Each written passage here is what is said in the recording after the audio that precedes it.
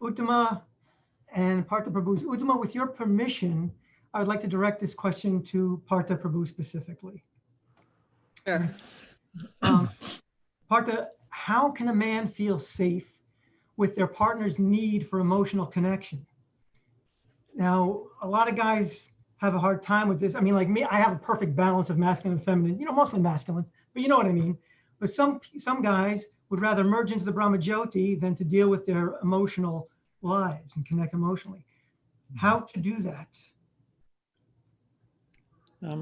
That's generally an issue in all marriages, and compared to some of the previous challenges we've just been discussing, it's like the molehill compared to the mountain. But if you can navigate this molehill, it's going to assist you greatly when those mountains come before you in your marriage. And it is a great challenge for men because the age we are living in now we have this phenomenon called toxic masculinity. And actually the World Health Organization has declared toxic masculinity and the inability of men to access their emotions to actually be an international health crisis. Wow. Men have much higher suicide rates, higher rates of heart disease, higher rates of cancer. So it's actually a very, very serious problem. And so culturally, we don't have it within us. Men are generally taught not to have emotions, to suck it up, to keep on going, to bury their emotions.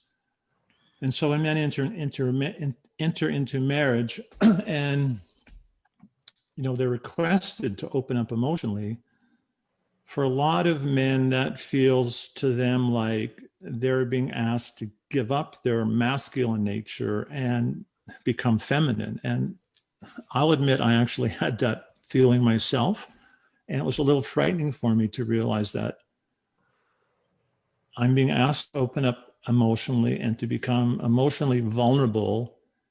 And I felt like if I did that, I was going to lose some part of my masculinity. And so it is really a big fear for men. And it's something that can actually destroy marriages because couples can become so separated emotionally because women have a very strong need for emotional connection, whereas men, that's not such a predominant need.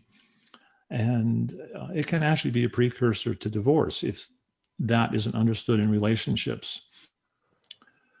So in order for men to become free from that fear, what they need to understand is that the goal in marriage, it's not just to open up emotionally, but the goal is actually to connect, to have meaningful heart-to-heart connections, to engage in service to Krishna together, to understand each Krishna together, to love each Krishna and to love each other.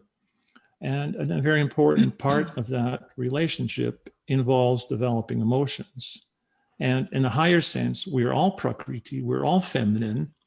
And in the highest sense, we see how Lord Chaitanya Mahaprabhu, he exhibited these amazing ecstatic emotions for Krishna. Srila Prabhupada exhibited such amazing emotions and love for Krishna and emotional compassion for devotees. And so that's actually what we aspire for.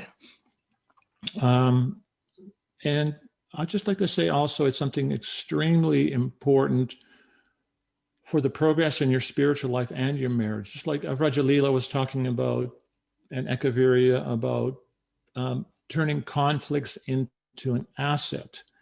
And Vrajalila was saying how that can be done by really compassionately understanding needs and feelings.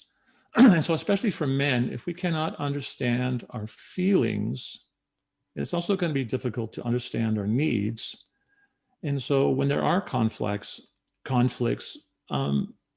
we can never really get to the crux of the issue because we haven't really identified our core needs and our core feelings.